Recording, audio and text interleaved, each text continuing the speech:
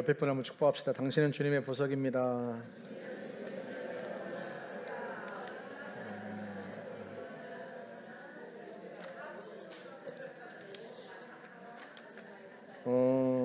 우리 드럼 치시는 김미숙 집사님이 휴가여서 아마 딸을 보러 두바이로 가신 것 같죠.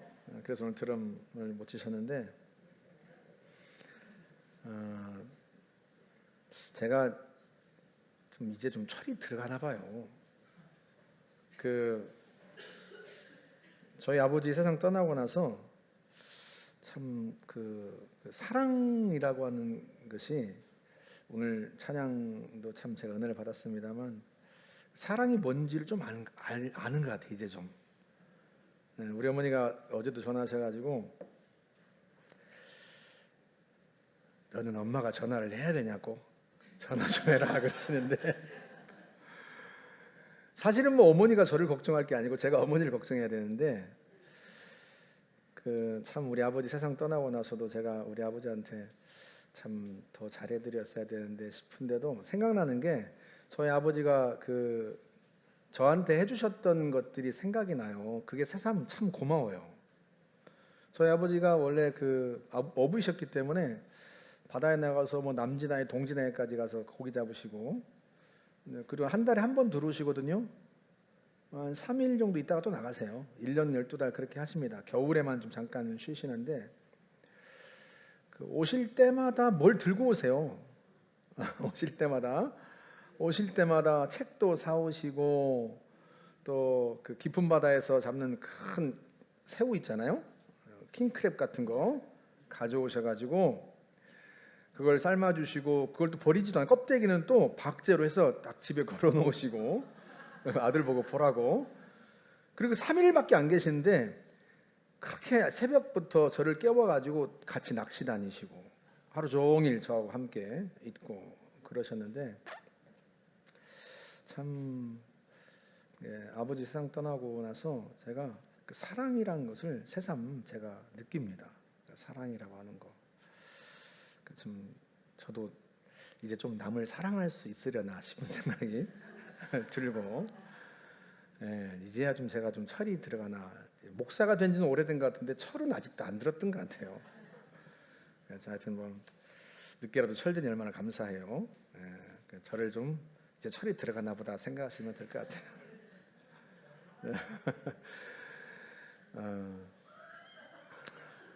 이제 그만하겠습니다. 사랑이란 찬양을 들으니까 내가 너무 감동이 돼가지고 제가 쓸데없는 얘기를 제가 했네요. 우리 다시 한번 옆에 분을 한번 축복합시다. 죽도록 사랑하겠습니다.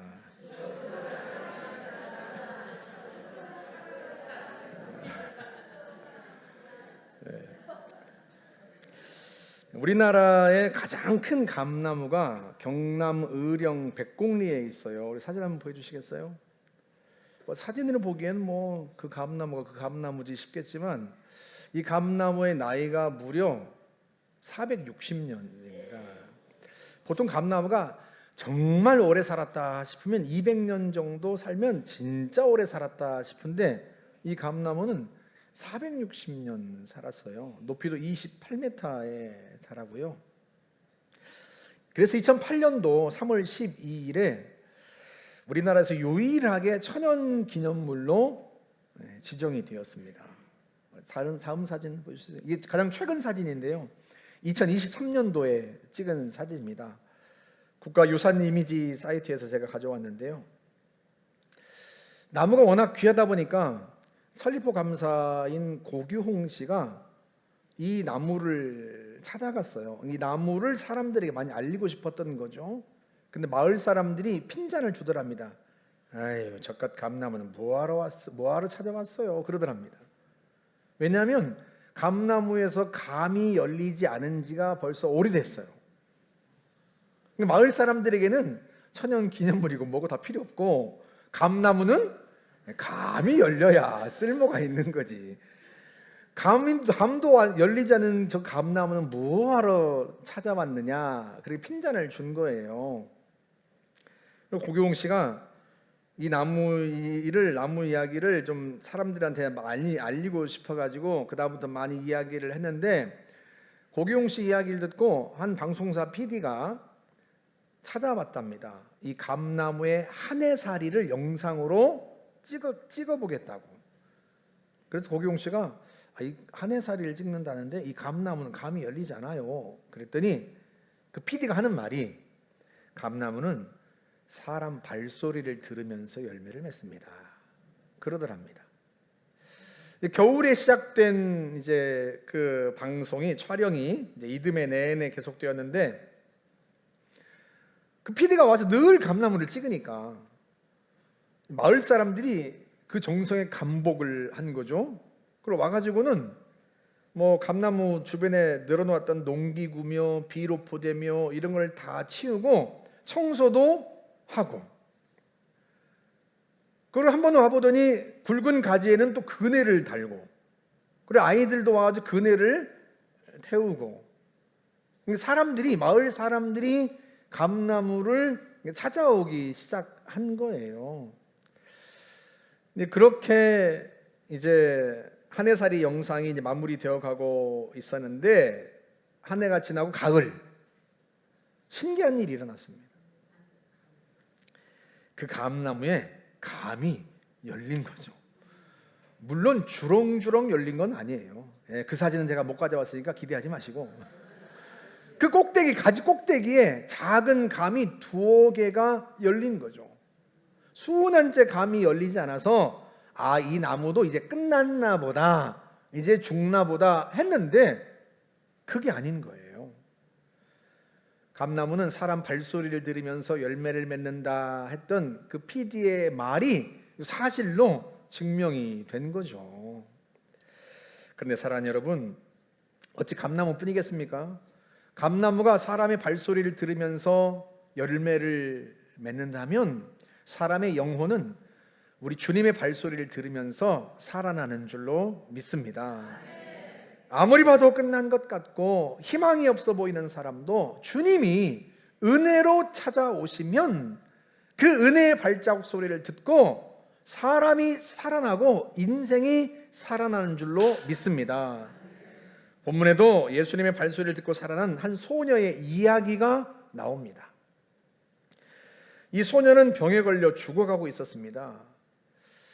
그 아버지가 급히 예수님을 찾아와서 내 딸을 살려주십시오 하고 간청했는데, 그리고 예수님이 이제 그 사람과 함께 그 집으로 가고 있던 중이었단 말이죠.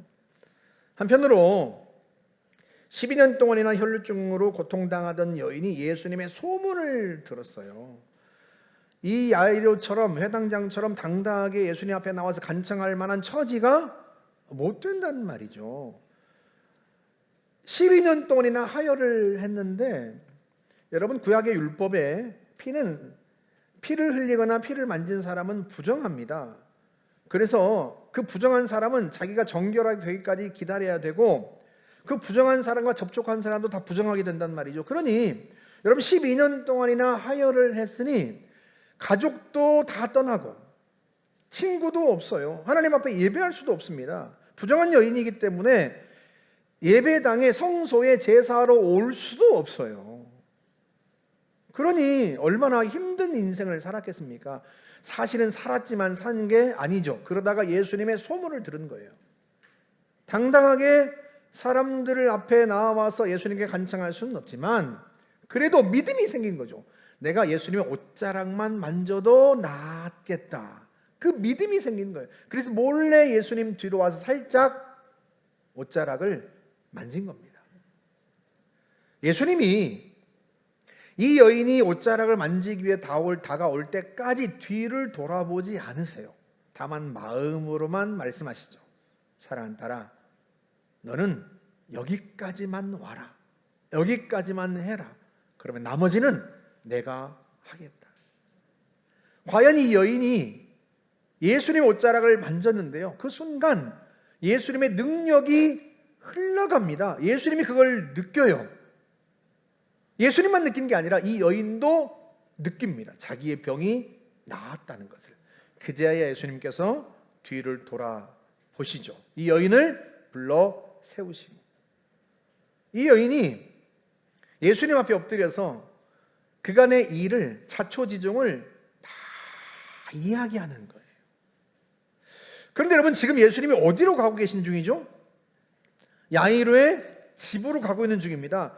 죽어가는 딸을 살리기 위해서 가고 있는 중이에요. 그런데 어쩌자고 예수님께서 멈추어 서서, 한시가 급한데 저렇게 이야기를 다 그 자초지종을 들으실까? 여러분, 야이로의 심정이 어떻겠습니까? 그런데도 왜 예수님은 굳이 멈춰 서셔서 이 여인의 이야기를 다 들으실까? 그건 다른 것 때문이 아니에요. 이 야이로에 있는 믿음을 더 북돋아주고 싶으신 거예요. 여러분, 생각해 보세요. 지금 자기 딸이 죽어갑니다. 한 달쯤, 이게 아니고 지금 숨이 넘어가는 판이란 말이죠. 그러니 야이로가 예수님께 급히 와서 간청을 드렸지만 정말로 딸이 살아날 수 있을까라는, 그러니까 이 야이로가 예수님께 나왔을 때 하나님, 주님이 내 딸을 반드시 살릴 거라는 믿음으로 왔다기보다는 절박한 심정으로 온 거예요. 그 마음 속에는 믿음도 있겠지만 딸이 죽을 수도 있다는 생각이 얼마나 많았겠습니까? 그런 야이로를 주님이 아세요. 그래서 이 여인의 이야기를, 자초지종을 다 들으시는 거예요. 자신이 듣기 위해서라기보다는 야이로가 들으라고. 들으면 믿음이 일어나거든요. 12년 동안이나 아무도 고치지 못했던 그 병을, 불치병 같은 병을 예수님이 고치셨구나. 예수님이 기도해 주신 것도 아니고 선포해 주신 것도 아닌데 옷자락만 만졌는데도 낫는구나. 그러면 내 딸도 나을 수 있겠구나. 그 믿음을 불러 일으켜 주고 싶으셨던 거예요. 여러분, 예수님의 능력만 흘러가는 게 아닙니다. 믿음도 흘러갑니다. 믿음도 흐릅니다. 믿음도 전달됩니다. 그래서 우리는요, 믿음의 사람들의 이야기를 많이 들어야 해요. 우리 자신도 우리의 믿음의 이야기들을 들려줄 수 있어야 합니다. 우리가 살다가 어려움을 겪고 난관에 봉착했을 때에도 내 자녀들에게 내가 믿음으로 반응하는 것을 보여주고, 내 자녀들에게 내가 주님 앞에 엎드리는 것을 보여주어야 합니다. 믿음도 흘러갑니다.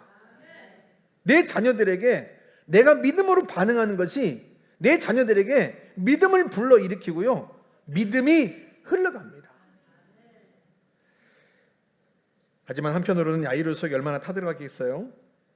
이럴 시간이 없는데 어쩌자고 예수님은 저 이야기를 다 듣고 계실까? 아니나 다를까, 바로 그때 그 집에서 사람들이 왔습니다. 그리고 청천벽력 같은 소리를 전달하죠. 당신의 딸이 죽었습니다. 선생님을 더 괴롭게 하지 마십시오. 그런데 그 말이 야이로의 귓가에 들리기가 무섭게 예수님이 나서서 말씀하십니다. 우리 그대로 한번 볼까요? 36절 말씀. 예수께서 그 하는 말을 곁에서 들으시고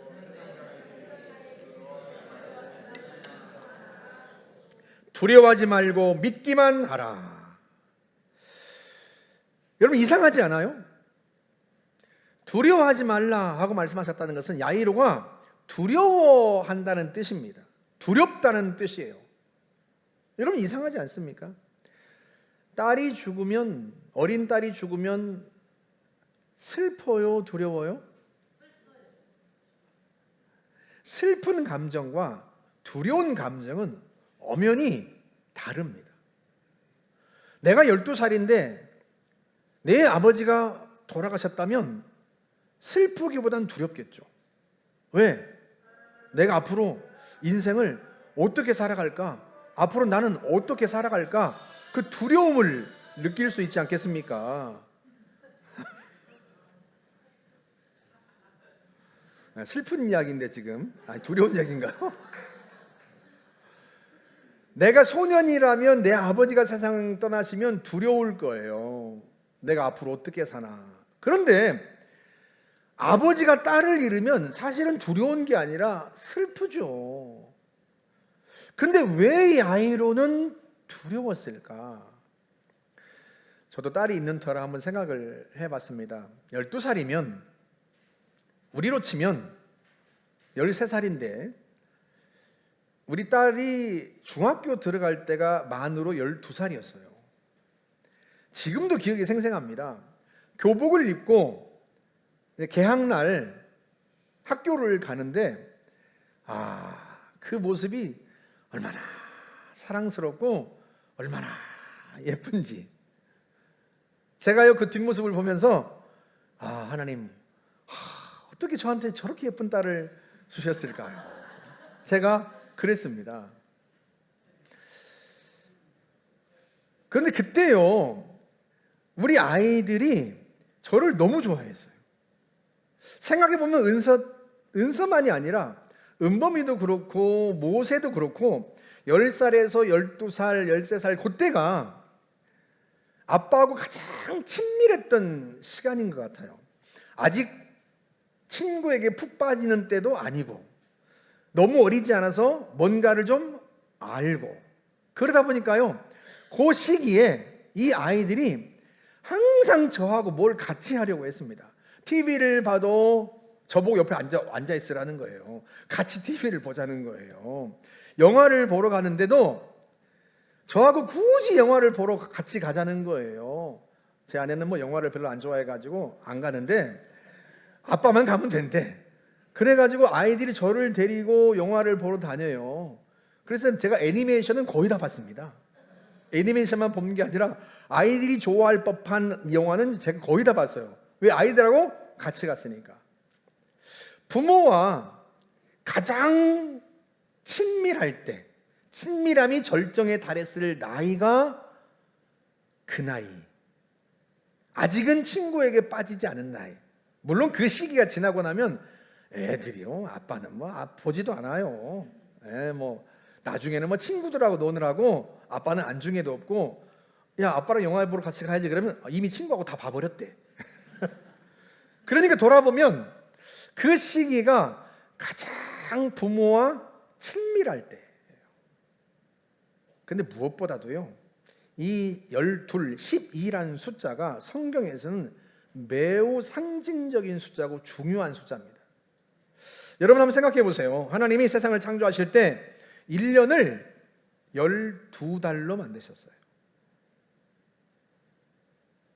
지구가 태양을 한 바퀴 도는 데 걸리는 달수가 12달입니다.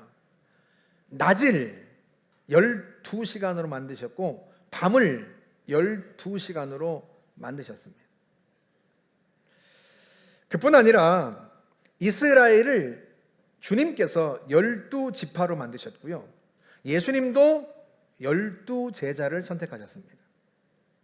나중에 가보시면 아시겠지만 천국에는 12진주문이 있습니다. 거기에 구약의 12장로, 신약의 12장로, 24장로가 하나님 보좌의 주변에 있고요. 이게 무슨 말인가 하면 12이라는 숫자는 10이라는 숫자는요 하나님이 세상을 창조하실 때 만드신 숫자예요. 우주의 숫자이고요 우리 인생의 숫자입니다. 혈루증 여인은요 그 12년 동안 고통당하다가 예수님 때문에 인생을 회복했습니다. 반면에 이 어린 소녀는 12년 동안 사랑받고 행복하게 살다가 죽음에게 그 인생을 빼앗기게 됐습니다. 다시 말하면 마가복음 5장에 나오는 이 두 사람의 이야기는 단순한 치유의 이야기가 아닌 거예요. 주님은 지금 우리의 인생에 관한 이야기를 하고 계시는 겁니다. 야이로는 그래서 두려운 거예요. 왜? 자신이 너무도 사랑하고 마치 하나인 것처럼 그렇게 친밀했던 딸을 잃는 것은요 세상을 잃는 것처럼 느껴지는 거예요. 그 딸이 없는 세상을 살아간다는 것이 너무나 두려운 거예요. 야이로는 인간이 맞닥뜨릴 수 있는 가장 강력한 적을 맞은 겁니다. 죽음이라는 적, 자기에게서 모든 것을 빼앗아가는 적, 자기의 인생을 끝장내는 것 같은 적을 만난 거예요. 그래서 두려운 거예요. 만약에 우리가 내가 이 문제를 어떻게 도대체 해결할 수 있지? 이 문제를 풀 수 있는 방법이 없을까? 이런 생각이 내 머릿속에 있다면 죄송스러운 말씀이지만 아직은 살만한 거예요. 마귀란 놈은요, 내가 이 문제를 어떻게 풀면 될까? 어떻게 풀 수 있지? 방법이 뭐지?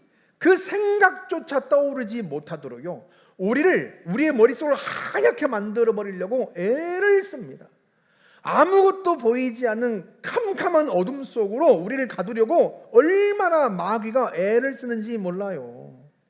앞으로 뚫고 갈 수 없으면 위로라도 뚫고 가고, 위로도 못 가면 밑으로라도 뚫어야 되는데, 위도 막히고 앞도 막히고 옆도 막히고 밑도 막힌 상황으로 몰아넣으려고 그렇게 느끼도록 마귀는요, 끊임없이 우리 곁에서 우리를 넘어뜨리려고 합니다. 야이로가 지금 그런 거예요. 야이로는 마치 인생이 끝장난 것 같은 그 두려움을 안고 살아가는, 아니 인생이 끝장났다고 생각하는 사람들의 대변인으로 오늘 등장하고 있는 거예요. 그 야이로에게 주님이 말씀하십니다.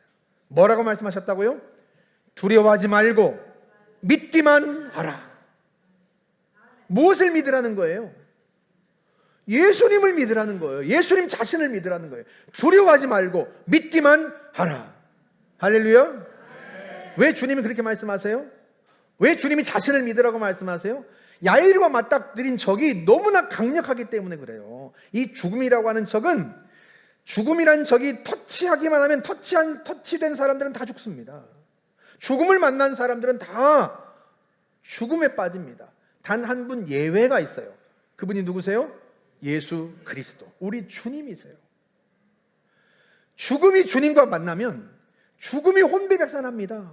죽음이 주님과 만나면요, 혼비백산해서 자기가 삼켰던 것도 다 토해내고 달합니다. 왜? 예수님이 생명의 주인이시고 예수님은 부활의 주인이시기 때문입니다. 할렐루야.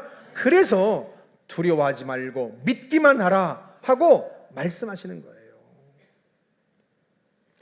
이게 지금 누구에게 하시는 말씀이라고요? 야이로.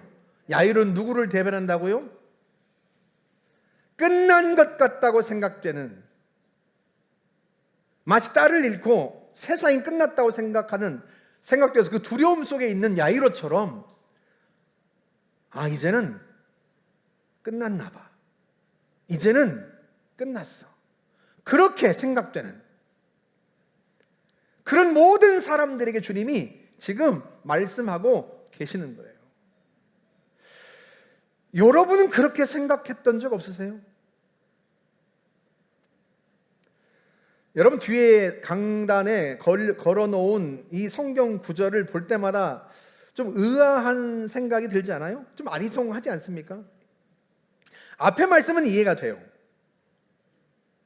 나를 믿는 자는 죽어도 살겠고, 그래, 예수님을 믿으면 죽어도 다시 부활하지, 하나님의 나라로 가지, 주님의 재림 때 내 육체도 부활하지, 이 말씀은 이해가 되는데, 무릇 살아서 나를 믿는 자는 영원히 죽지 아니하리라. 좀 아리송하지 않습니까? 아니, 살아서 믿는 자는 죽지 아니하리라. 살아서 믿었던 장로님도 돌아가시고 살아서 믿었던 목사님도 다 돌아가셨는데, 아니 영원히 죽지 않는다, 이 말이 너무 아리송하지 않습니까? 여러분, 이 말씀이 예수님께서 오라버니가 죽고 슬픔에 잠긴 마르다에게 하신 말씀이에요. 근데 마르다가 듣고 이 말씀을 잘 이해를 못합니다. 이게 무슨 말씀인지를 이해를 못해요. 그래서 네, 저도 압니다. 마지막 때는 부활하죠. 우리 오빠가 부활할 겁니다. 우리가 생각하는 것처럼 그렇게 생각하는데 뒤에 말씀은 도무지 이해를 못해요. 여러분, 볼 때마다 아리송하지 않아요? 왜 주님께서 이렇게 말씀하실까? 왜 살아서 믿는 자는 영원히 죽지 아니하리라? 왜 이렇게 말씀하실까? 그냥 내 영혼이 살아있다는 말씀일까? 내 영혼은 죽음을 보지 않는다는 말씀일까? 네, 그러기도 하죠. 하지만 주님이 이 말씀을 하시는 것은 인생이 맞닥뜨릴 수 있는 가장 강력한 적인 죽음 앞에서 끝났다고 생각하는 사람들이 너무나 많기 때문에 그래요. 이렇게 말씀드리면 여러분들이 좀 이해가 되실 거예요. 부교육자 때 세계적인 치유 사역자가 교회에 와서 치유 사역을 했어요. 나중에 이제 목회자들끼리 모여 있는데 거기서 그런 얘기를 하세요. 노인은 잘 안 낫습니다. 그래서 우리가 아니 그 세계적인 치유사님께서 사역자님이신데 오셔가지고 그런 얘기를 하시면 노인은 잘 안 낫는다는 거예요. 그래서 우리가 할 말을 잃고 물어봐야 돼. 왜요? 하고 물어봐야 되는데 우리가 어안이 봉봉해서 지금 치유 집회를 하고 있는데 그것도 콜롬비아에서 모셔가지고 오셨는데 사람들 앞에서, 아니, 교육자들 앞에서 하시는 거예요. 노인은 안 낫습니다. 그래서 제가 그 이야기를 톡톡 왜 그랬을까? 왜 그렇게 얘기를 했을까? 그분은 이제 콜롬비아를 가버리셨으니까 제가 다시는 못 만나잖아요. 못 보잖아요. 제가 목회하면서 제가 그 이유를 알았어요. 왜 그런 줄 아세요? 노인들은 안타깝게도 자기 인생이 끝났다고 생각해요. 더 쉽게 표현할까요? 노인은 낫게 해달라고 기도해 주십시오 부탁은 하지만 낫는다고 생각하지 않습니다. 왜? 쓸 만큼 썼죠. 이게 무슨 말이에요? 끝났다는 거예요. 유통기한이 끝났다는 거예요. 유통기한이 끝났다고 생각하니까요. 기도는 해드리는데, 세계적인 치유사역자가 와서 기도해드리는데도 잘 낫지를 않아요. 나을 수 없어서 안 나는 게 아니라 그 머릿속에, 생각 속에 다 끝났다는 거예요. 그 생각이 가득한 거예요. 성경에 보면 누군가는 다 끝났다고 사람들이 말을 해도 예수님 옷자락만 붙잡아도 나았겠다는 믿음을 가지는 사람들도 있는데, 살아보니까 어떤 분들은 끝났다고 생각하고 살아가는 분들이 있어요. 여러분, 이게 노인들만 그렇습니까? 젊은 사람도 그래요, 정말로. 여러분 한번 생각해 보세요. 여러분들의 마음속에 그런 생각이 없었냐 말이죠. 목사님, 제가 이제 뭘 더 바라겠습니까? 제가 할 만큼 했고요, 살 만큼 살았습니다. 제가 이제 60이 되고 70이 되는데 뭘 더 바라겠습니까? 이분이요, 살아계신데, 제가 보기엔 건강한데, 아직도 뭘 할 수 있는 나이가 충분한데도 불구하고요, 인생이 끝났다고 생각하는 거예요. 회사에서는 경력이 끝났는지 모르죠. 네, 그럴 수 있습니다. 은퇴했는지도 모르죠. 네, 그럴 수 있습니다. 하지만 하나님의 눈에는 끝난 게 아니에요. 아직도 할 일이 많습니다. 아직도 영혼을 구원해야 되고 사람을 살려야 되고 꿈을 꿔야 하고 할 일이 많은데, 안타깝게도요, 마치 죽은 사람처럼 그렇게 살아가는 사람들이 많아요. 주님이 그게 너무 안타까우신 거예요.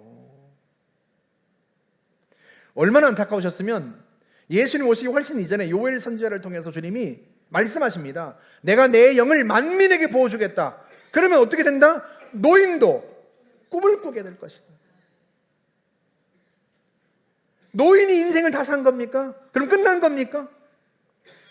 아니에요. 하나님의 눈에는 끝나지 않았습니다. 왜? 하나님이 끝났다고 말씀하신 적이 없어요. 주님이 끝났다고 말씀하신 적이 없거든요. 내가 끝났다고 말하지 않았는데 왜 끝났다고 생각하느냐? 그래도 주님이 요엘 선지자를 통해서 말씀하시는 거예요. 내가 내 영을 만민에게, 모든 사람에게 부어주는데, 너희의 자녀들, 너희 젊은이뿐만 아니라 늙은이도 꿈을 꾸리라. 여러분, 어떤 사람이 꿈을 꿔요? 그걸 이루어야 되겠다는 사람, 이룰 수 있다는 소망을 가진 사람, 적어도 내 평생에 그걸 보고 싶다는 사람이 꿈을 꾸는 거예요. 주님은 우리가 노인조차도 꿈을 꾸게 하고 싶은 거예요. 다시 말하면 살아있는 동안, 살아 숨을 쉬는 동안 정말로 산 사람으로 살게 하고 싶으신 거예요. 산 사람으로. 마치 죽은 것처럼 하루하루 죽을 날만 받아놓은 사람처럼 그저 하루하루를 아무 의미 없이 가치 없이 흘려보내는 그런 삶이 아니라 정말로 사람을 구원하고 사람을 살리고 사람을 새롭게 하고 그 영혼을 구원하고 가치 있고 의미 있는 일을 하다가 주님이 부르시면 여러분들 자는 듯이 세상 떠나고 싶습니다. 많은 어르신들이 그래요. 어떤 사람만 자는 듯이 세상 떠나는 줄 아세요? 그 전날까지도 그 다음날 내가 할 일, 그거 생각하며 내가 구원할 사람, 내가 살릴 사람, 그 사람 생각하며 기도하던 사람만 잠자듯이 주님 불러가시는 거예요. 주님이 우리가 살아가는 모습이 얼마나 안타까우시면 살아서 믿는 사람은 영원히 죽지 않는다, 그 말씀을 하시겠습니까? 너희는 영원히 사는 사람이다. 너희의 꿈은 죽어서는 안 되고 너희의 인생은 시들어서는 안 된다. 육체는 시들 수 있을지 모르지만 육체 안에 들어있는 네의 영혼은, 네의 꿈은, 네의 비전은 절대로 시들지 않는다. 왜? 생명이신 주님이 우리 안에 거하시거든요. 생명이신 주님이. 물론 사람들이 그 주님을 모르죠. 마르다도 그랬습니다. 그래서 이해를 못했어요. 예수님께서 마르다에게 나사로의 무덤 앞에 가서 그 돌문을 옮겨 놓으라고 말씀하시니까 마르다가 뭐라고 대답해요? 주님, 죽은 지가 벌써 나흘이나 되었고요, 이젠 시체가 썩어서 냄새가 납니다. 다시 말하면 이게 무슨 말이에요? 끝났다는 거예요. 이미 끝났다는 거예요. 끝났다는 징후가 많다는 거예요. 그런데 주님이 거기에 동의하세요? 동의하지 않으십니다. 돌문을 굴려 놓으라는 거예요. 문을 열어 놓으라는 거예요. 그리고 선포하십니다. 나사로야, 나오너라. 그 말씀을 듣고요, 사람들이 다 끝났다고 진즉에 생각했던, 아니 정말로 그들의 눈에 끝난 그 사람이 다시 살아나서 수족이 배로 동인 채로 옵니다. 나옵니다. 그를 보면서 주님이 말씀하시죠. 풀어놓아 다니게 하라. 저는 그 말씀을 볼 때마다 얼마나 가슴이 뛰는지 몰라요. 풀어놓아 다니게 하라. 풀어놓아 다시 시작하게 하라. 풀어놓아 다시 꿈꾸게 하라. 풀어놓아 다시 도전하게 하라. 그게 주님께서 우리에게 원하시는 거예요. 물론 사람들은 비웃죠. 사람들이 이해 못합니다. 예수님께서 야이로의 집에 가셔서 이 소녀가 죽은 것이 아니라 잔다 하고 말씀하자 사람들이 비웃습니다. 예수님께서 베드로와 야고보, 요한 세 사람만 따로 데리고 들어가십니다. 여러분, 12제자인데 왜 세 사람만 따로 데리고 들어가셨을까요? 방이 좁아서? 회당장의 집이잖아요. 예수님의 12제자 중에서도 그나마 진짜 살아날까라고 그나마 생각한 사람은 아마 세 사람쯤 아닐까. 나머지 12는 죽었다는데 굳이. 사람들이 예수님을 비웃는 건 사람들만이 아니에요. 예수님의 제자들 중에서도 있었을 거예요. 그들이 왜 비웃어요? 예수님의 말씀을? 예수님이 누구신지 모르니까요. 예수님이 생명이신 줄을 몰라요. 예수님이 부활이신 줄을 몰라요. 예수님이 온 우주 주인이신 줄을 모르는 거죠. 그런데요, 주님이 사람들의 비웃음에도 아랑곳하지 않고 그 소녀를 향해 선포합니다. 소녀야, 일어나라. 그 말씀이 떨어지기가 무섭게요. 죽었던 소녀가 살아납니다. 사람들이 믿지 못했던 모양이에요. 아이가 살아났는데도 불구하고 믿지 못했던 모양이에요. 자기들이 지금 환상을 보는가 생각했던 모양이에요. 오죽 믿지 못하면 아이에게 먹을 걸 주라고 하겠습니까? 아니 죽었다 살아난 소녀가 배가 고프겠습니까? 어쩌겠습니까? 사람들이 그만큼 믿지 못하는 거예요. 사랑 여러분, 우리는 참 믿음이 부족한 사람들이죠. 왜? 우리는 평생 우리의 한계를 늘 겪고 살았거든요. 내가 할 수 있는 일의 한계, 내가 꿈꿀 수 있는 것의 한계, 꿈조차도요 한계가 있어요. 그 한계 속에 살다 보니까 예수님도 한계를 가진 줄로 착각해요. 내 안에 계신 예수님, 내 곁에 계신 하나님이 한계를 가진 분으로 착각합니다. 그래서 지레 포기합니다. 끝났다는 거예요.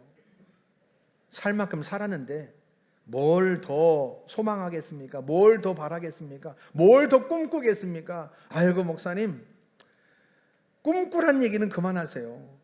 뭘 얼마나 더 꿈꿔야 합니까? 우리는 한계 속에 살다 보니까 그렇게 말할 수밖에 없는지 모르지만 예수님은 한계가 없으신 분이세요. 예수님은 한계가 없으세요.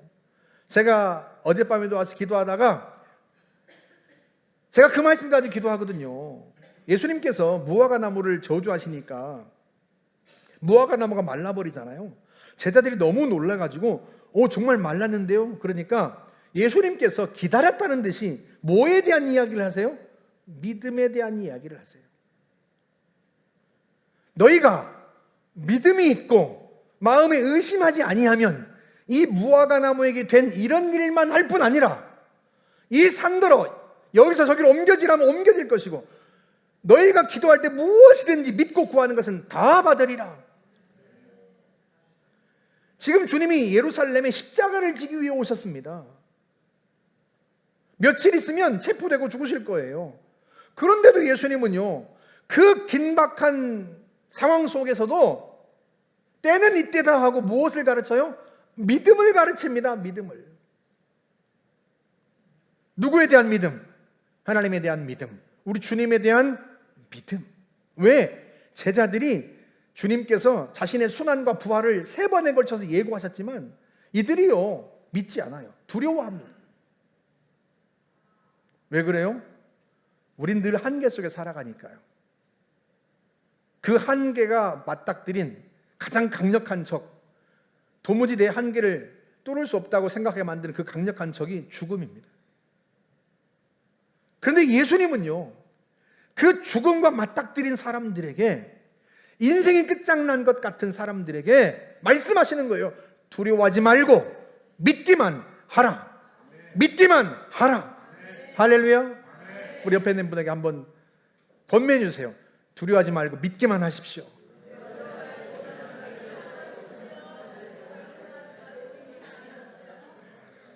사랑하는 어르신 여러분, 제가 우리 아버지한테 했던 얘기를, 우리 아버지가 노년이 돼가지고 70이 되고 80이 돼서 했던 얘기를 만날 때마다 제가 드렸던 이야기를 똑같이 드립니다. 젊은 날 여러분이 고생하셨어요. 자식들을 위해서 헌신했고 여러분 자신의 가족을 위해서 정말로 고생 많이 하셨습니다. 남은 인생은요, 주님을 위해 헌신하세요. 남은 인생은 사람을 구원하고 사람을 살리는 일에 헌신하세요. 여러분이 지금 나는 할 일 다 했습니다 라고 생각하는 거, 성경 말씀 그대로 하면요 끝났다고 생각하는 거예요. 하지만 끝나지 않았으니까 하나님이 여러분을 데려가지 않으신 거죠.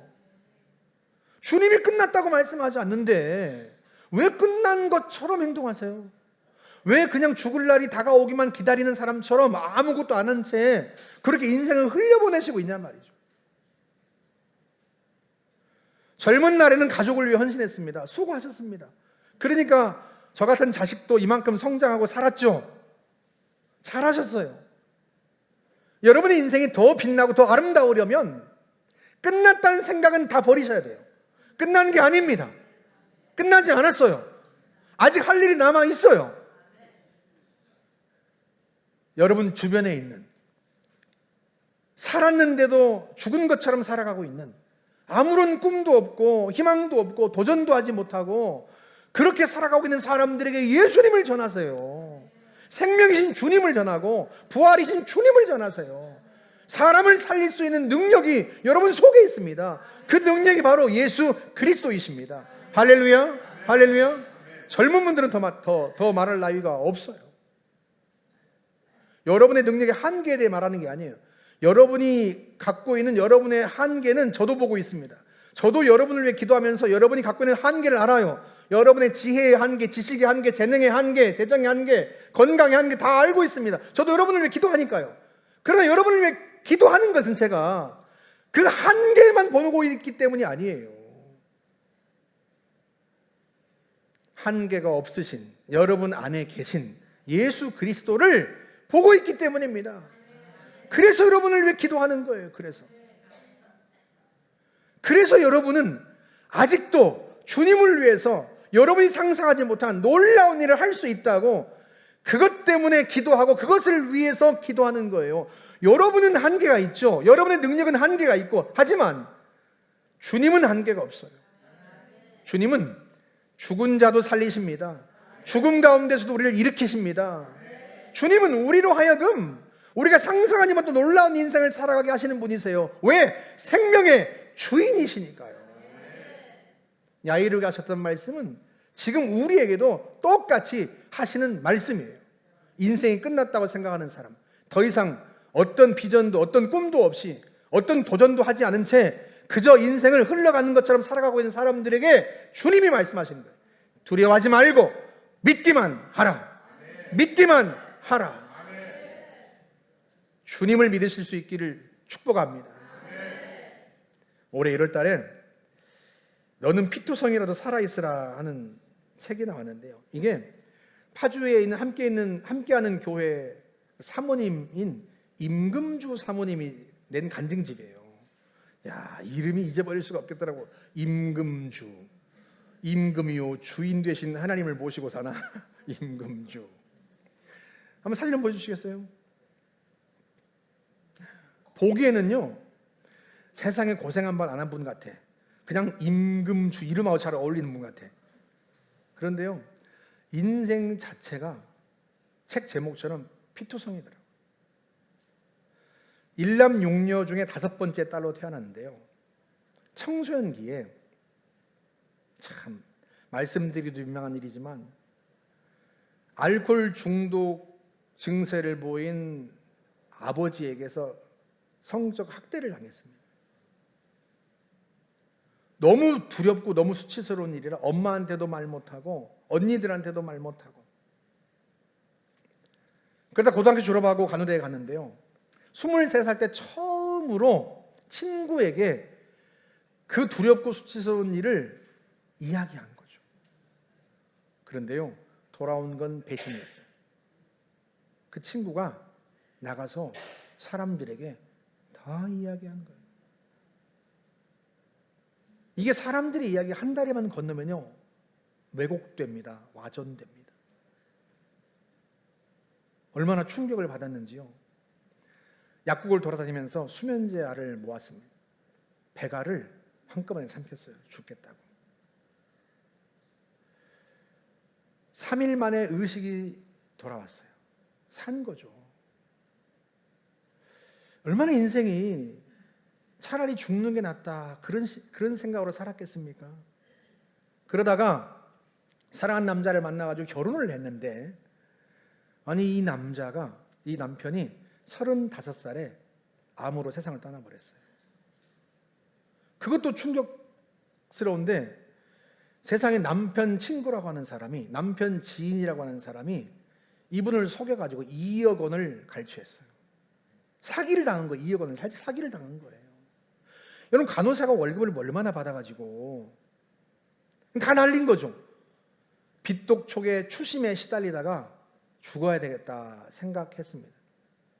그래서 간호사니까요, 약물을 구해가지고 투입하려고 하는데, 그때 참 공교롭게 때마침 후배에게 전화가 왔는데요, 전화 받는 목소리에 심상치 않으니까 금방 알아차고 만류했어요. 그래서 그 위기를 벗어났습니다. 그런데요, 자살 충동이 끊임없이 일어나요. 그래서 잘 때마다 어떻게 하고 잤는가 하면 책상 다리에다가 자기 발을 묶고 잤습니다. 왜? 자다가도 벌떡 일어나서 옥상에 올라가서 뛰어내릴까 봐 잘 때마다 책상 다리에다가 줄로 자기 다리를 묶고 잔 거예요. 그런 이분을 살린 건 성경 말씀이었어요. 에스겔서 16장 6절 한번 볼까요? 내가 네 곁으로 지나갈 때 네가 피투성이가 되어 발짓하는 것을 보고 네게 이르기를 너는 피투성이라도 살아있으라. 다시 이르기를 너는 피투성이라도 살아있으라 하고. 신용불량자였으니까요. 갈 데가 없어요. 갈 데가 없다 보니까 이분이 교회밖에 갈 데가 없더랍니다. 그리고 교회를 갔는데 설교 중에 이 메시지를 들은 거예요. 너는 피투성이라도 살아있으라. 이분이 이렇게 말을 했습니다. 세 차례나 삶을 포기하려던 나를 나무라지 않고 피투성이라도 그저 살라는 말에 큰 위로를 얻었습니다. 그래서 그 말씀대로 살아보겠다고 결심했어요. 아버지란 말만 들어도 치가 떨리는데 처음으로 하나님 아버지하고 기도하기 시작했던 날이 그날이었답니다. 구 간호사로 일하다가 만난 목사님과 재혼을 해서 지금은 개척교회 사모로, 심리 상담사로, 자살 예방 강사로 활동하고 있는데요. 인터뷰 기자가 이분에게 이렇게 물었어요. 죽음을 떠올리는 이들에게 해주고 싶은 말씀이 있다면? 그랬더니 대답하기를 피투성이라도 괜찮으니 꼭 살아만 주십시오. 딱 하루만이라도 잘 버팁시다. 그리고 내일 이 시간에 저와 다시 통화합시다. 앞으로도 이렇게 들어주고 기도하면서 한 영혼 살려내려고 합니다. 왜 그렇게 이야기했겠어요? 피투성인 자기를 주님이 살렸거든요. 마귀란 놈은요 끊임없이 이번에 귓가에 너는 끝났어, 네 인생 끝장났어, 끊임없이 속삭였단 말이죠. 그 말에 속아서 3번이나 자살을 기도했습니다. 그런데 예수님을 만나고 보니까, 예수님의 말씀을 듣고 보니까 마귀의 말이 다 거짓이에요. 끝난 게 아니에요. 피투성이라도 살아있으면 예수님이 살리시는 거예요. 새롭게 하시는 거예요. 인생을 다시 처음부터 시작할 수 있도록 다시 만들어 가시는 거예요. 주님에게는 그 능력이 있는 거예요. 자기에게는 그 능력이 없는데 예수님께는 그 능력이 있어요. 그래서 죽음을 앞둔 사람, 죽으려고 하는 사람이 있다면 한 사람이라도 그 사람에게 피투성일지라도 사람만 있으면 주님이 살릴 테니까. 단순히 조금 주님이 고치시는 게 아니라 인생 자체를 다시 살리시는 거예요. 마치 죽은 자를 다시 일으키는 것처럼, 죽은 나사로를 다시 일으키는 것처럼, 죽은 야이르다를 다시 일으키는 것처럼 완전히 새로운 사람으로 새로운 인생을 살아가도록 주님이 역사하시는 거예요. 사랑하는 여러분, 우리가 섬기는 주님, 우리를 위해서 생명까지 내어놓으신 그 주님은 그렇게 우리를 사랑하시는 분이고요, 그렇게 위대하신 분이세요. 그 주님이 우리에게 끝이라고 말씀하지 않았는데 왜 우리가 우리의 인생을 끝났다고 생각하고 아무런 꿈도 꾸지 않고 아무런 도전도 하지 않고 아무런 시도도 하지 않은 채 그냥 흘러가는 대로 인생을 살아갑니까? 두려워하지 말고 믿기만 하라. 누구를? 우리 주님을. 우리 주님께서 여러분을 통해서 주님을 나타내기를 원하시고요, 여러분의 인생을 통해서 하나님의 살아계심을 드러내기를 원하시고, 여러분의 이야기를 듣는 사람들을 통해서 그들의 인생이 새롭게 되는 걸 통해서 주님은 영광 받으시기를 원하세요.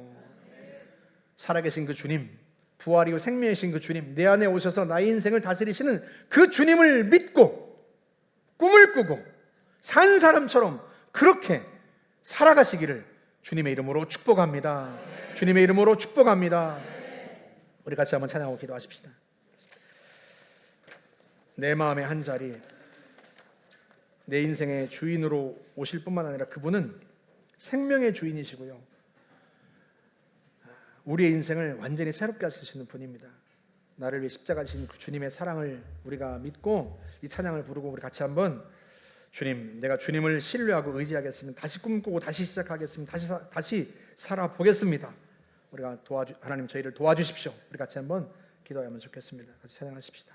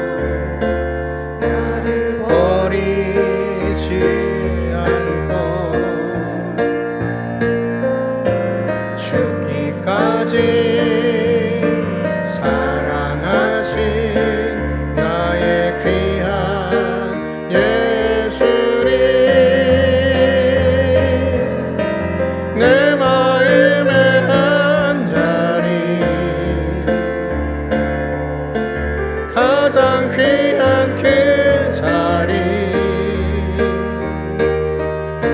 주오소서 앉으소서 주님만 나의 보배 내 마음의 한자리 가장 귀한 그 자리 주오소서 다스리소서 주님만 나의 영광. 이제 먼저 기도하는데요,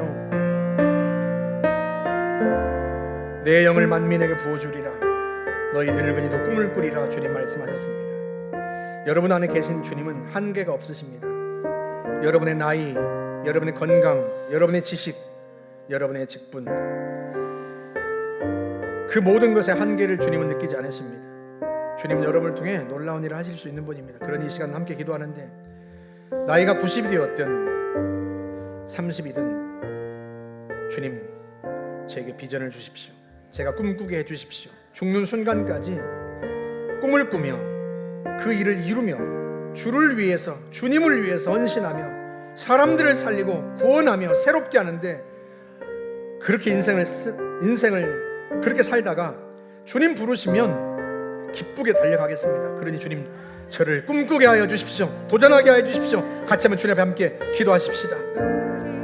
자비로우신 하나님 아버지, 참으로 주님은 한계가 없으신 분이십니다. 우리에게 주님의 말씀하여 주십니다.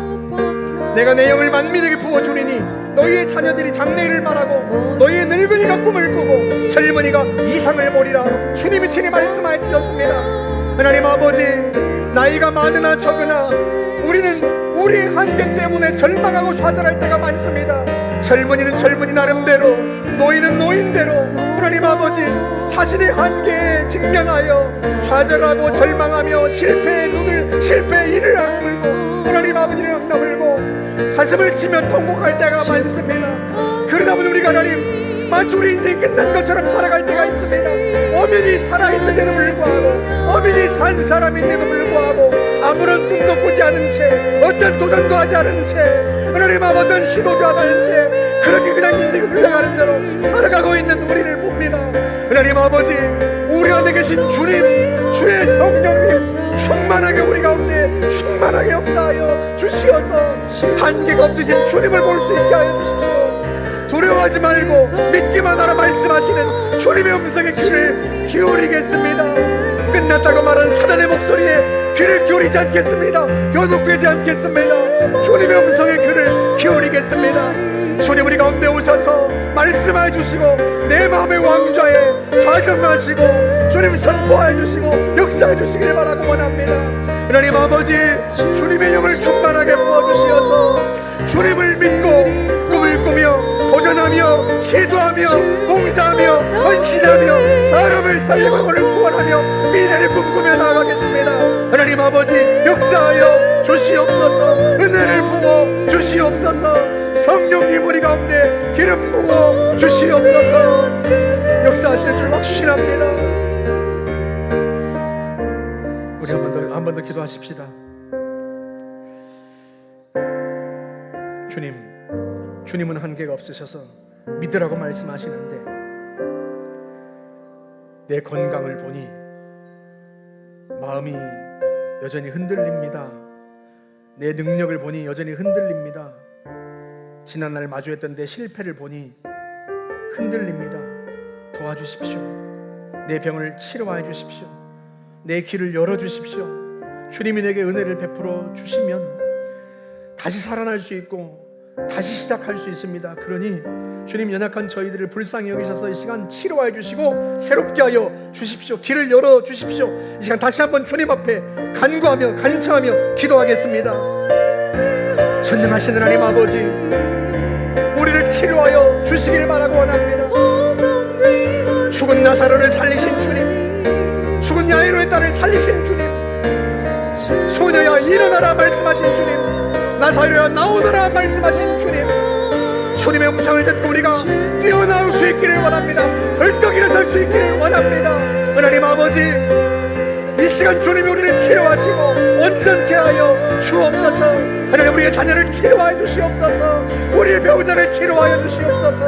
우리의 성도들을 치료하여 주시기를 바라고 원합니다. 생명의 주님, 능력의 주님, 주의 능력을 온전하게 하여 주시어서 완전하게 하시옵소서. 깨끗하게 하여 주시옵소서.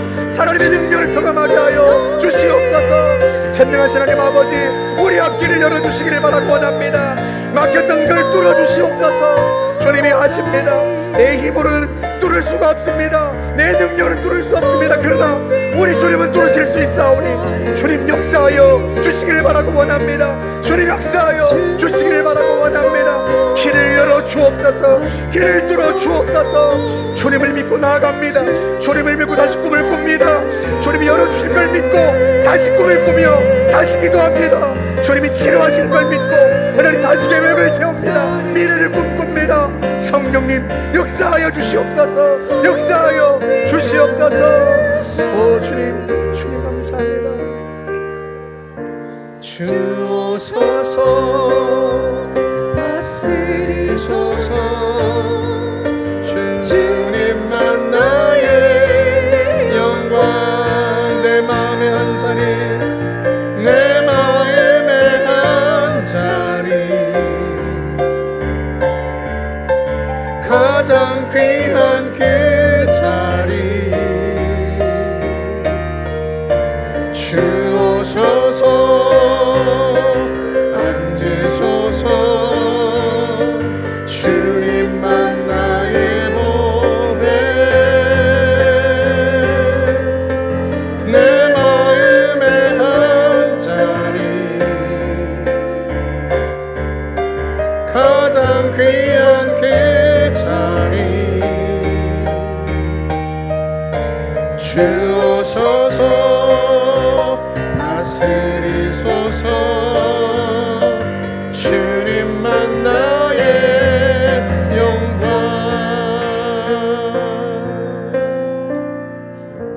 좋으신 주님 찬양합니다. 우리 가운데 주님이 오셔서 우리의 중심에 주님이 좌정하시고 우리를 다스리시고 우리 인생을 이끌어 가시니 이보다 더 감사한 일이 어디 있겠습니까? 하나님 아버지, 우리가 주님을 모시고 살아가고 있는데도 불구하고 때로는 우리의 마음이 흔들릴 때가 있습니다. 살았으나 산 사람이 아니요 마치 이미 죽은 사람처럼 어떤 꿈도 꾸지 않고 어떤 비전도 품지 않고 어떤 도전도 하지 못한 채 하나님, 그렇게 우리가 죽은 사람처럼 있을 때가 있습니다. 우리의 한계 때문입니다. 우리의 노력의 숲으로 돌아가는 것을 우리가 겪었기 때문이고 우리의 실패를 마주했기 때문이고 우리의 능력의 한계, 우리의 지혜의 한계를 마주했기 때문입니다. 하나님, 저희들을 불쌍히 여겨 주시옵소서. 주님이 우리 가운데 오셨사오니 주님, 우리가 더 이상 사단에게 속지 않고 주의 음성에 귀를 기울이기를 원합니다. 주의 음성을 듣습니다. 두려워하지 말고 믿기만 하라. 그 음성을 듣고 하나님 아버지 다시 주님 앞에 나아갑니다. 주의 은혜를 구합니다. 주님, 저희를 온전케 하여 주옵소서. 두려움과 모든 절망을 우리에게서 걷어내시고 우리에게 소망과 비전을 주시고 꿈을 주시고 용기를 허락하여 주옵소서. 주님이 함께 계시면, 주님이 역사하시면, 생명의 부활이신 주님이 우리의 인생을 이끄시면 우리 인생 속에서 상상할 수 없는 놀라운 일들이 일어날 줄 확신합니다. 그 믿음으로 주님 앞에 구합니다. 역사하여 주옵소서. 주의 이름을 믿고 선포합니다. 역사하여 주옵소서. 나사렛 예수의 이름으로 더러운 질병의 세력들은 떠나갈지어다. 나사렛 예수의 이름으로 불치병과 난치병과 어려운 병들은 떠나갈지어다. 사람은 고칠 수 없는 병들도 또 다 예수의 이름으로 떠나갈지어다. 내 자녀에게서, 내 배우자에게서, 사랑하는 성도들에게서 더러운 질병은 떠나갈지어다. 사랑하는 내 아이들은, 사랑하는 배우자는, 사랑하는 성도들은 깨끗하게 치료될지어다. 이 시간 나사렛 예수의 이름으로 선포하노니 막혔던 문들은 활짝 열릴지어다. 내 한계 때문에 뚫지 못했던 장애물들은 예수의 이름으로 뚫릴지어다. 뚫릴지어다. 전능하신 주님, 주님이 계셔서 우리가 새로운 꿈을 꿉니다. 정말 산 사람처럼 삽니다. 하나님, 도전하고 다시 시도하며 다시 일어서서 우리 인생을 주님을 위하여 살아갑니다. 주님, 우리 인생 속에 주님만이 하실 수 있는 놀라운 일들을 펼치시고 우리가 그 주님을 마음껏 증거하며 자랑할 수 있도록 복을 내려 주시옵소서. 너희가 기도하고 구한 것은 받은 줄로 믿으라. 그리하면 너희에게 그대로 되리라. 주님이 말씀하여 주셨습니다. 주님, 치료하셔서 감사합니다. 회복시켜 주셔서 감사합니다. 새롭게 하셔서 감사합니다. 우리의 자녀를 치료하시니 감사합니다. 우리의 배우자를 치료하시니 감사합니다. 우리를 치료해 주시니 감사합니다. 주님, 영광받아 주시옵소서. 예수님의 이름으로 감사하며 기도하옵나이다. 아멘. 우리 하나님 앞에 감사의 박수를.